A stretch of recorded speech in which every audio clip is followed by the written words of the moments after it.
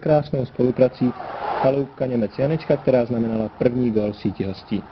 Fotbalová lahůdka stojí za zopakování, zejména způsob, jak nachytal Janečka Gargera i výborného brankáře Feuerera, kandiduje na titul gól kola.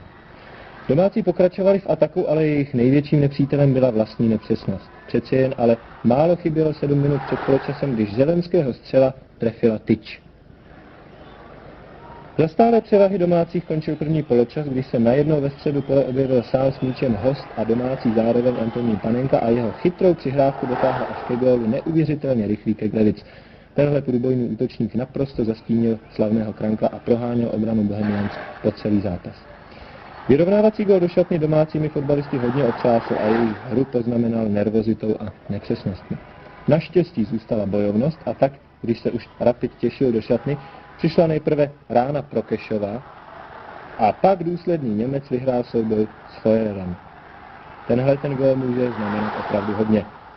Byl to nesmírně těžký boj s vyspělým soupeřem a v odvetě musí klokani přidat k bojovnosti i víc fotbalové invence.